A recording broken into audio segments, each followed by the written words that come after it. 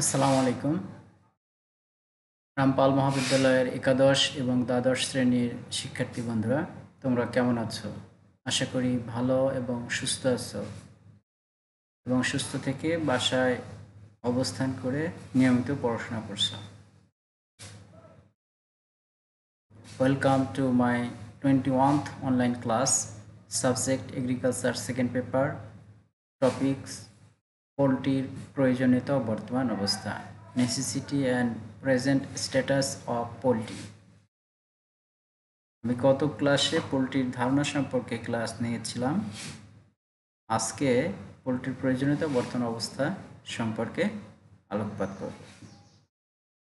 আমি মোহাম্মদ আনিসুর রহমান শাহিন, প্রভাষক, কৃষি শিক্ষা বিভাগ, রামপাল মহাবিদ্যালয়, রামপাল, মুন্সিগঞ্জ। আজকের শিখন ফল। আজকে পাঠ শেষে তোমরা পোলট্রির প্রয়োজনীয়তার ধারণা পাবে। 2 নম্বর, পোলট্রির বর্তমান অবস্থা সম্পর্কে জানতে পারবে। প্রিয় শিক্ষার্থী বন্ধুরা, একে একে আমরা এই বিষয় সম্পর্কে আলোকপাত করব। তোমরা মনোযোগ সহকারে দেখতে থাকো। প্রথমে আসা যাক পোলট্রির প্রয়োজনীয়তা। পৃথিবীতে প্রায় 9,000 প্রজাতির পাখি রয়েছে, তবে এদের সবগুলো গৃহপালিত পাখি নয়। কৃষি প্রধান হিসাবে বাংলাদেশে পোলট্রি পালনের ব্যাপক গুরুত্ব রয়েছে। আজও আমিষ হিসাবে মাছ, মাংস, ডিম বর্তমান প্রায় 60% ঘাটতি দেখা যায়, এবং আমিষের যে অংশ তা পূরণ হয় মাছ থেকে প্রায় 59%, আর পোলট্রি থেকে হয় 29%, এবং গবাদি পশু, ছাগল অর্থাৎ পশুপালন থেকে এখান থেকে আমরা পেয়ে থাকি 12% বা এর সামান্য বেশি। এবং নিচে একটা গৃহে যে খামার তৈরি করা যায় বা মুরগি পালন করা যায়, পোলট্রি পালন করা যায়, সে বিষয়ে আলোকপাত করা হয়েছে, দেখানোর চেষ্টা করেছি। দেশের আমিষ খাদ্য যোগান ও কর্মসংস্থানে গৃহপালিত পাখির অবদান উল্লেখযোগ্য। ভূমিহীন গ্রামীণ মহিলাদের নগদ অর্থ উপার্জনের একটি সহজ এই পাখি পালন, যেমন মুরগির বাচ্চা উৎপাদন এবং ডিম উৎপাদন।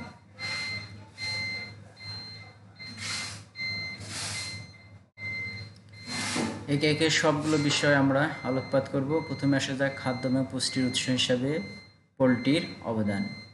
গৃহপালিত পাখি থেকে অত্যন্ত পুষ্টিমান প্রাণীজ খাদ্য যেমন মাংস ও ডিম পাওয়া যায়। পুষ্টির অভাব দূরীকরণ ও সুস্বাস্থ্যের জন্য উন্নত পোলট্রি জাতের ডিম ও মাংস খুবই প্রয়োজনীয়। উপরের দেশি জাতের মুরগির ছবি দেখানোর চেষ্টা করেছি, এবং নিচে BLRI উদ্ভাবিত নিউ হ্যাম্পশায়ার জাতের মুরগির ছবি দেখানোর চেষ্টা করেছি, এবং বাম পাশে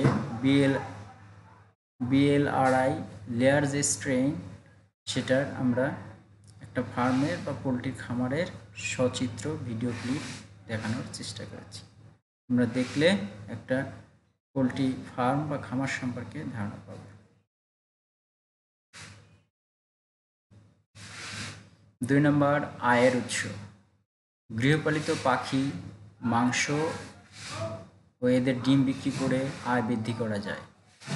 2018-19 অর্থ বছরে উৎপাদিত মোট ডিম ও মাংসের পরিমাণ যথাক্রমে 17,110 মিলিয়ন কোটি মেট্রিক টন এবং মাংসের পরিমাণ 7.51 মিলিয়ন মেট্রিক টন।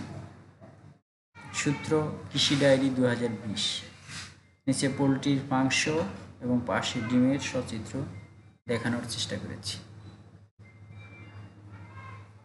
3 নম্বর, কর্মসংস্থান বৃদ্ধি।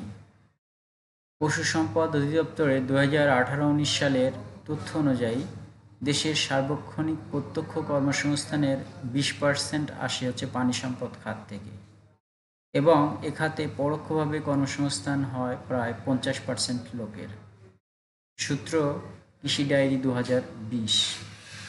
নিচে পশু সম্পদ উদ্ভাবিত কয়েকটি পোলট্রির জাত দেখানোর চেষ্টা করেছি।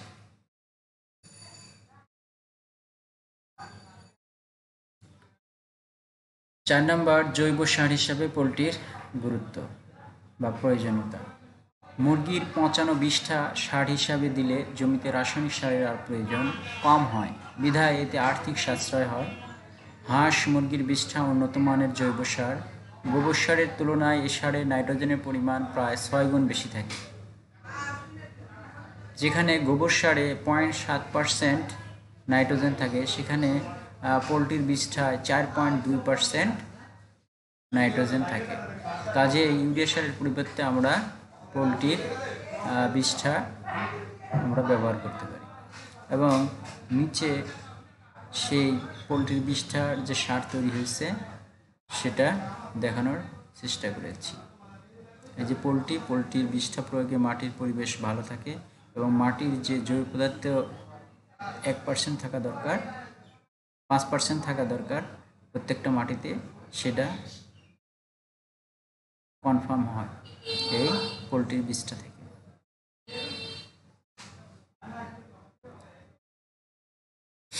5 নম্বর শিল্প উন্নয়ন। বাণিজ্যিক ভিত্তিতে বড় আকারে খামার করে অধিক লাভবান হওয়া যায়। বর্তমানে এটি একটি শিল্প হিসেবে বিবেচিত, যা দেশের শিল্পে ব্যাপক অবদান রেখে চলেছে। 6 নম্বর উপজাত দ্রব্যের ব্যবহার। পাখির পালক, হাড়, রক্ত, নাড়িভুড়ি প্রক্রিয়া করে পাখি ও মাছের খাদ্য হিসাবে ব্যবহার করা হয়। পালক দিয়ে বালিশ, ঝাড়ু, খেলার নানা রকম সরঞ্জাম তৈরি করা যায়। নিচে পাখির পালক দিয়ে যে নানা রকম ফেন্স তৈরি করা যায় বা খেলার সরঞ্জাম, ঝাড়ু তৈরি করা যায়, সেটা আমরা দেখেন পালক দ্বারা বিভিন্ন দ্রব্য তৈরি করা যায়। আমরা জৈব সার, পুষ্পাদি সচিত্র দেখানোর চেষ্টা করেছি। 7 নম্বর বিনোদন। গৃহপালিত পাখি আমোদ ও বিনোদনের জন্য ব্যবহৃত হয়, যেমন মোরগের লড়াই। অনেকে শখে শোভাবর্ধনকারী পাখি যেমন তিতির, রাজহাঁস, মাস্কবি হাঁস ইত্যাদি পালন করে থাকে। নিচে একটি পোলট্রি ফার্মের সচিত্র দেওয়ার চেষ্টা করছি। তোমরা দেখতে পাচ্ছ এখানে মোরগের যুদ্ধ, নিচে মোরগের যুদ্ধ দেখানোর চেষ্টা করেছি। এবার আসা যাক 2 নম্বর শিক্ষণফল ছিল বাংলাদেশের পোলট্রির বর্তমান অবস্থা, present condition of poultry in Bangladesh. প্রাচীনকাল থেকে বাংলাদেশের গ্রামে হাঁস মুরগি পালিত হয়ে আসছে। পোলট্রি পালনের কাজ বিভিন্ন ধাপ পার হয়ে বর্তমানে একটি উন্নত অবস্থানে পৌঁছেছে। এই অবস্থা আরও উন্নত হওয়ার যথেষ্ট সুযোগ বাংলাদেশে রয়েছে। নিচে দেখছো একটা পোলট্রির ছোট্ট কুঠির এবং এখানে পোলট্রি পালন করা হচ্ছে এবং নিজেদের চাহিদা মিটিয়ে অতিরিক্ত বাজারে বিক্রি করে আর্থিকভাবে লাভবান হয়।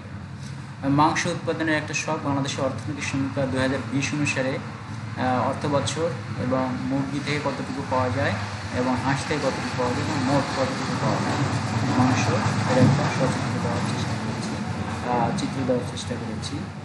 সেটা হচ্ছে 13-14 সালে মুরগি পাওয়া যায় 2553 লক্ষ প্রজাতি এবং হাঁস পাওয়া যায় 489 লক্ষ। মোট হলো 3042 লক্ষ প্রজাতি পাওয়া যায়।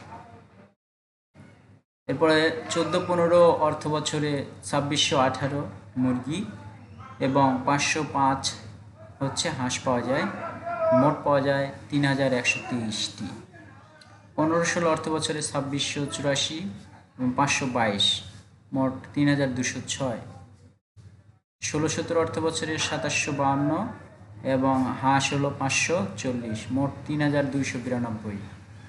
17-18 অর্থ বছরে 2822 এবং 558 হাঁস, মোট 3380।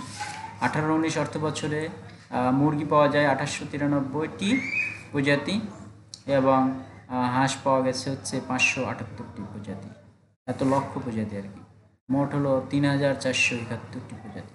ছক থেকে আমরা দেখতে পাচ্ছি বাংলাদেশে বিগত 10 বছরে হাঁস মুরগি ও এদের মোট সংখ্যা ক্রমান্বয়ে বৃদ্ধি পেয়েছে, তবে বৃদ্ধির হার খুবই কম। এমত অবস্থায় বর্ধিত জনসংখ্যার পুষ্টি নিরাপত্তার জন্য পোলট্রির উপর গুরুত্ব আরোপ করা প্রয়োজন। নিচে পোলট্রির ডিম এবং ডিম থেকে বাচ্চা উৎপাদনের সচিত্র দেখানোর চেষ্টা করেছি। এবার বিগত 6 বছরে মাংস ডিমের উৎপাদন খুব বেশি বৃদ্ধি পায়নি। পোলট্রি খাদ্যের মূল্য বৃদ্ধি, রোগের প্রাদুর্ভাব, ডিমের দাম কম হওয়া, ডিমের অবাধ আমদানির জন্য এই পরিস্থিতির সৃষ্টি হয়েছে। সুতরাং ব্রয়লার খামারের সংখ্যা বৃদ্ধি করে উদ্ভূত সমস্যার সমাধান করে আমাদেরকে ডিম ও মাংস উৎপাদনের পদক্ষেপ নিতে হবে।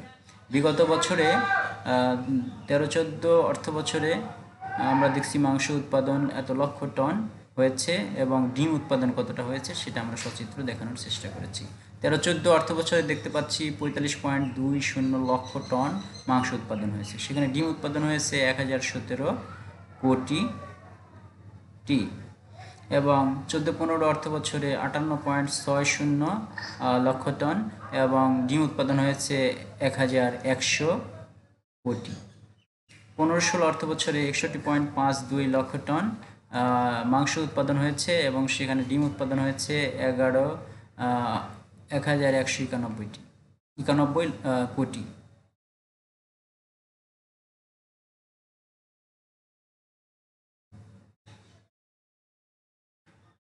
এরপরে 16-17 অর্থ বছরে 71.54 লক্ষ টন মাংস উৎপাদিত হয়েছে, যেখানে ডিম উৎপাদন হয়েছে 1493 কোটি।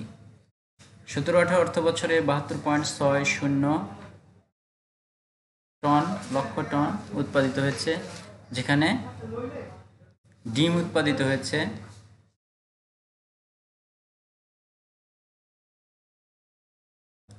1552 কোটি। এরপর 18-19 অর্থ বছরে 75.14 লক্ষ টন মাংস উৎপাদন হয়েছে, সেখানে ডিম উৎপাদন হয়েছে 1711 কোটি। সুতরাং আমরা দেখতে পাচ্ছি গ্র্যাজুয়ালি বৃদ্ধি পেয়েছে, কিন্তু বৃদ্ধির হার খুব বেশি নয়। এই ছক বা তথ্য আমরা পেয়েছি অর্থনৈতিক সমীক্ষা 2020 থেকে।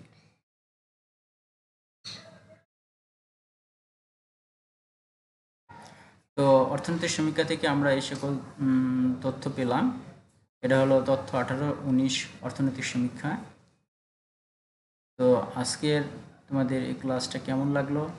আশা করি ভালো লেগেছে, এবং পরিবেশ উন্নয়নে যে গৃহপালিত পাখির উচ্ছিষ্ট খেয়ে পরিবেশের যে উন্নয়ন অবদান রাখে সেটার সচিত্র আমি এখানে দেখানোর চেষ্টা করেছি। যে উপজাত দ্রব্য কীভাবে করে, শিল্প উন্নয়ন, জৈব সার, কর্মসংস্থান, আয়ের উৎস, খাদ্য পুষ্টির উৎস, এবং মাটি পরিবেশ ভালো রাখে, এবং ক্ষতিকর পোকামাকড় উচ্ছিষ্ট খেয়ে পরিবেশ উন্নত রাখে, এই সচিত্র এখন দেখানোর চেষ্টা করেছি।